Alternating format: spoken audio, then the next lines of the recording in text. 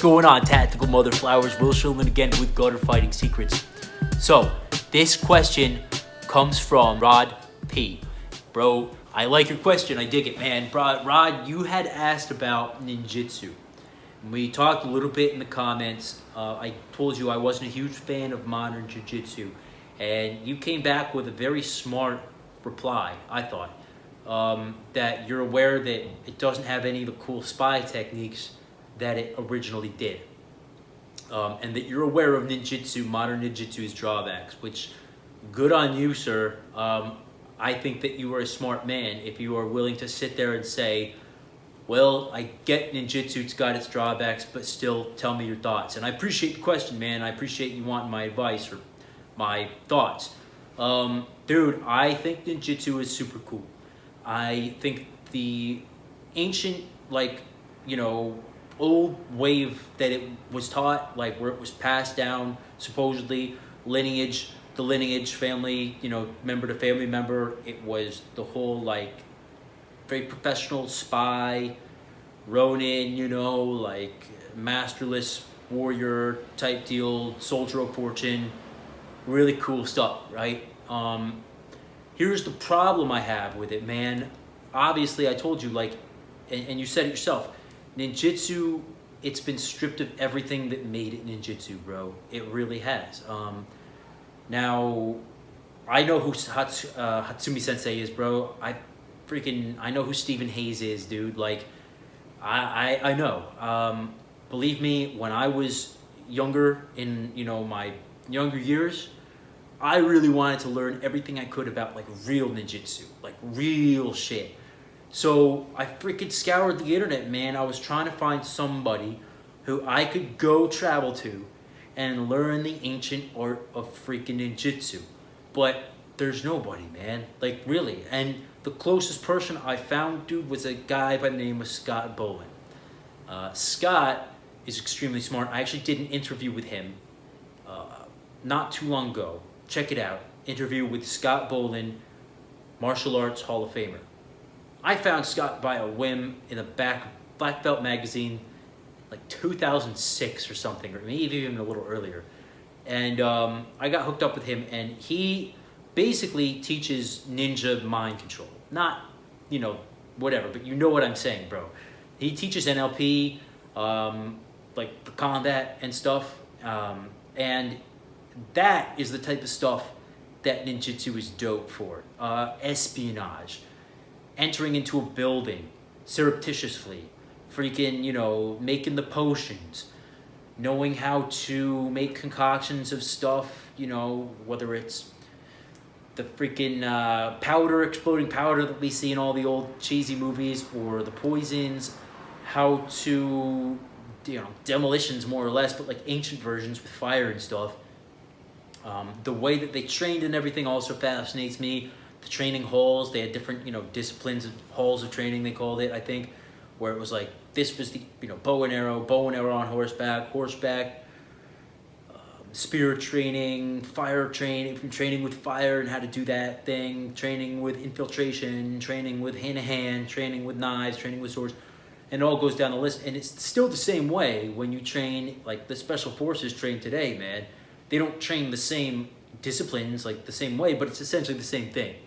Right? You've got infiltration training, you've got escape and evasion training, you've got training with, sidearms, rifles, automatic weapons, long range, grenade launchers and shit, bayonets. I don't know how much bayonet stuff they do anymore, but they do it. All that stuff, right? Driving. It's the same basic principle, but honestly, that stuff is, you're way better freaking learning about that stuff because it's applicable. Whereas we don't ride horses anymore, man. I mean, I know you're from Mexico, and there's more horses out in Mexico than there are here on the East Coast, but nobody's riding freaking horses, man. Why do you want to learn about horseback archery, right? Not that ninjutsu today is teaching that anyway, but a lot of it's irrelevant. But again, no one's teaching that stuff.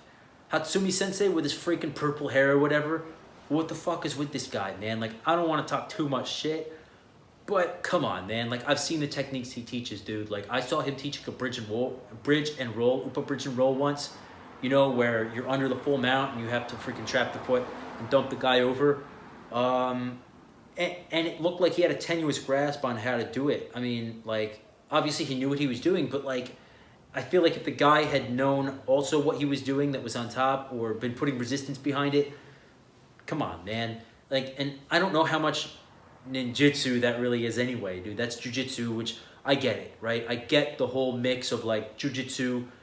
From what I understand, the ninjas back in the day, they kind of would have trained in whatever provincial martial art that they like grew up with. Like, it would have been kind of like, it wouldn't have necessarily been ninjutsu. It was whatever form of hand-to-hand combat that like their family knew. But I think that people get wrapped up in the hand-to-hand combat aspect of ninjutsu. Because if you look at it this way, right? A spy, if you're getting involved in a hand-to-hand combat confrontation or any confrontation at all, you're doing a terrible job of being a spy.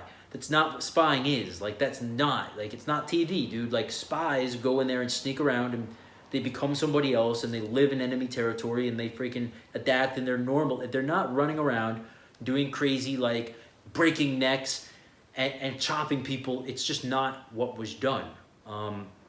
Typically. Now, they do and did assassinate people, but again, that was totally different. It was done a lot of the time through use of poisons. You know, sensory removal is a different thing, but that was also done, right? But, I mean, come on, dude. Like, this ninjutsu I see being taught today, it's a lot of, like, I think a lot of people kind of have a tenuous grasp on it. Now, the weapons training with ninjutsu, okay, like, I get that. Like, there's some cool sword stuff. There's some, the other stuff, like with the chains and with the other stuff, like, okay, that's cool. But, like, honestly, man, that's historical. It's great if you're interested in the history and you're looking to, like, have some fun and learn about it with the tabi, like the ninja shoes or whatever. And, like, you know, put some black uniform on and roll around. Like, learning the rollouts is cool, all that stuff. But you'd be way better off, man, in my opinion. And I know you're a martial artist as well, dude. But in my opinion, you'd be better off doing MMA or judo or boxing. Like, you're in Mexico, dude. The best boxers in the world are in Mexico, man. Like, it's a huge sport out there, dude.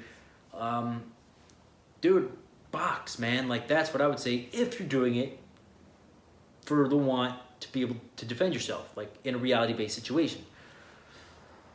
I think ninjutsu's great, don't get me wrong, for studying the historical aspect of it, but if you really want to know about this cool shit now, dude, like, there's technology now and, like, there's spy tradecraft that has developed since the freaking, you know, ancient days in Japan that's way more relevant. Even studying the spy stuff from World War II, man, is way more relevant than that.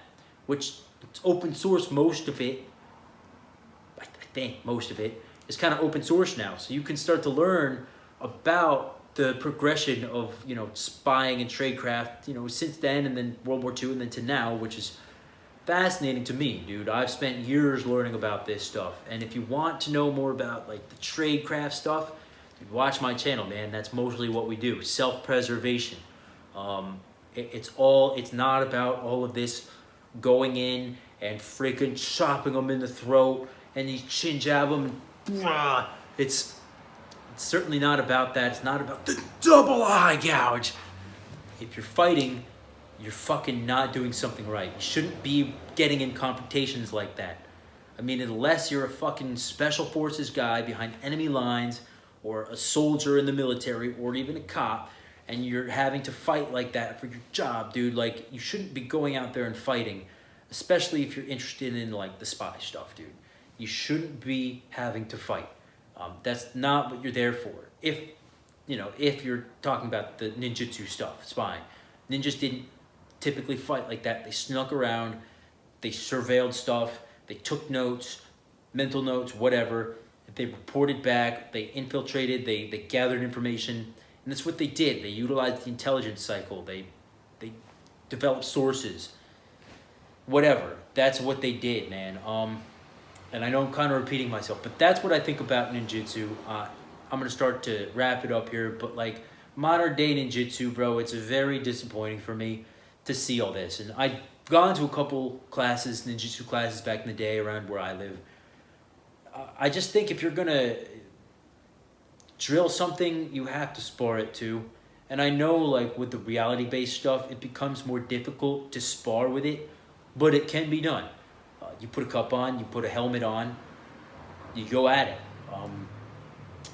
In Krav, whenever we used to spar in Krav, it was more like Muay Thai. It ended up being more like Muay Thai anyway, because you can't really kick them in the groin and take head control and throw them on the ground and all that vicious double eye gouge stuff. But I've also done a lot of gutter fighting, or like Wolf's Combatives and that type of stuff. And we always just put on cups, we didn't actually even use headgear, but we put on cups, and we beat the fuck out of each other. And we would knee each other in the groin, fucking just, we wouldn't make full contact with elbows or anything like that. I know Urban Combatives by the English guy, I'm blanking on his name. Urban Combatives, guy's brilliant. I think his stuff is awesome. They do a lot of stuff where they wear like a thick helmet, groin protection, and they go at it. And I think it's great. But again, with anytime you're just drilling something, you're gonna have a false sense of security. I think you need to spar it as well. Whether that is reality-based stuff, where you put on the helmet, you put on the mouth guard, you put on the cup, you go at it, or if it's MMA, which is just as good in some cases, except you won't be getting the weapons, the situational awareness, multiple opponents, stuff like that. But MMA guys will typically fucking kick a Wing Chun guy's ass, kick a ninjutsu guy's ass, kick a karate guy, taekwondo. You need to honestly take everything and study it all. That's my advice, dude, is study as much as you can. Don't confine yourself to one art, right? That's what Bruce Lee said. I did Jeet Kune Do for like 4 years, man. I think Bruce was way ahead of his time. Study it all, right? The way is no way. Don't freaking limit yourself. So I think it's dope that you're doing ninjutsu, man. If I had more time, I might kind of like mess with it a little more and just, see what I could pick up. When I first started training in like reality-based martial arts, this was back in the day, my instructor was Garnett Stroger. Dope guy, man. And he was from this like inner city, and I got hooked up with him. Anyway, I was training directly under him and directly under his lineage, and his lineage comes a lot, and they were big on ninjutsu and stuff. So he had me doing rollouts, backwards, forwards, side, jumping off stuff, all that cool stuff, sensory removal stuff. So that's kind of my ninjutsu story. And then my other story is I went to a couple classes at a place that was teaching ninjutsu, and I just thought it was kind of gay, to be honest. But that was that place. That's not all ninjutsu places. I think it's dope that you're studying ninjutsu. I have a lot of respect for it. I actually do. But I also would highly advise you, brother, to pick up either some boxing or some, I don't know if they do adult wrestling, but like wrestling or jiu-jitsu, judo, something like that that's more efficient and more proven. Because if, you want to be able to survive an actual confrontation on the streets, in real life, especially with a guy who's fought and been in fights and had training, or even if he's had no training but been in fights, those are some tough sons of bitches out there, man. And you want to be able to know that your techniques work because you've used them at real time, real speed. You've been through the stress inoculation of it, and you know what a real fight's like. Because when you just drill, it's dangerous, man, because it fills you with false confidence. And if you're not getting the bruises, getting the lumps, getting the injuries, and fighting and giving them as well, it's just not the same when it comes down to a real street fight. So that's my advice to you. I know you didn't ask for my advice about that, but I gave you it anyway, so you're welcome. But for real though, I have a lot of respect for you, man. I thought that was a very good question. I'm trying not to really ramble on here.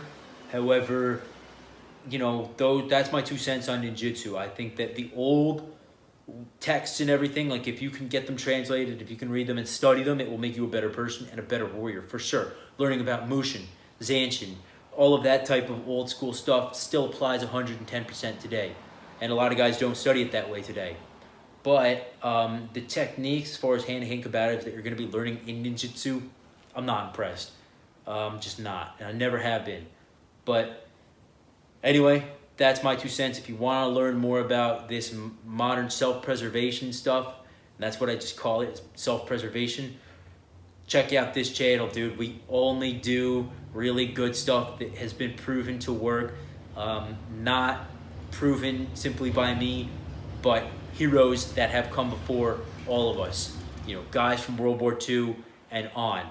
Stuff that is known and proven to work, and that's why they teach it. That's all I'm concerned with. I'm not concerned with anything that's speculation, anything that's, hey, maybe this could work against the knife, maybe this could freaking work if you were attacked by multiple. I don't care. If it hasn't been proven that it can work, and not only work for one person, but work for, you know, multiple body types and everything, like if it's fucking proven to work more than like 40% of the time, let's take a look at it. But if it's like hearsay and maybe, or it worked back in the day when people fought like this, but they don't fight like this anymore, come on. I went in and did like a year and a half of Wing Chun, dude, after I was studying JKD for 4 years. But sometimes my, I'm just gonna caveat this, my Wing Chun teacher was dope. I was doing MMA, and I still am, but I was, he taught Wing Chun in the MMA school. So I would stay after class and I would do some Wing Chun. And he would sometimes put me up against these Wing Chun students, long-term guys, and say, Will, I don't want you to do any Wing Chun. I want you to box, or I want you to do Muay Thai. And I'm not a gifted boxer, I'm really not. Like, I boxed, but I'm not, you know, I'm not gifted. I just know how to throw jabs and stuff and cross and everything, but basics. But I would go against these guys, and I would, you know, first of all, I wasn't standing square to them. That threw them off. I was standing orthodox box, and I would throw some jabs. I would move. I would throw a jab, move. I would catch them here with, like, you know, a hook or something, and it would fuck them up off their game completely to where they were standing there like this and trying to do like a bong sao against a freaking, you know, jab or something that came right back to the pocket, and it wasn't working too well for them. The point that I have with that is not to make myself look good, although I am a badass, but the point is, if you take an old school art and try to deploy it against new technology or new ways of fighting or just simply other arts, it's not necessarily going to work out favorably. So like, if I were to do ninjutsu against you, Rod, you might kick my ass, right? But if a boxer were to come in and try to do ninjutsu, if a boxer were to come in and box against a ninjutsu green belt or black belt, right? It might not turn out as well for the ninjutsu guy, you know, as it could have, as if he was fighting a freaking ninjutsu guy, or even like a kung fu or a karate or whatever guy. Those ancient arts, man, they're good stuff, but unfortunately nowadays you've got guys so much out there studying BJJ and judo and MMA and boxing, Muay Thai. It's changed the game completely, dude. So my advice to any martial artist out there is keep studying your martial art, but get with the times and learn some MMA too, because if you don't, you're gonna get hurt. A lot of criminals out there, at least in the States, dude, are studying MMA, BJJ, and it's not pretty, man. Like, you don't want to get involved with that. It's bad stuff. Even a guy, look, I'm a blue belt in Brazilian Jiu-Jitsu, but if I were to straight up try to fight a purple belt, like, good luck, man. Even though I know some nasty street techniques and stuff, bro, like, I'd have to pull them off quick because these guys are seriously good. And if you think criminals aren't doing that too, you're crazy. So I'm going to end it here. I'm sure I could make more brilliant, stunning points, but hey, I got to get up at 3 in the morning. So I'm gonna cut this shit. Guys, please remember, until next time, you are your first and last line of defense. Bro, I appreciate the question. Great question. I appreciate you listening to me. If you've made it this far, then I appreciate you listening to the whole video. I know I've rambled. Guys out there, stand by Bodyguarding 101 Part 3 is going to be deploying at some point in the next couple of weeks. I also have a video coming out about like urban scape innovation. Nothing crazy, but just some tips and techniques that I've learned over the years that is kind of how it's done. Anyway, I'm going to cut it. Peace out, mother flowers.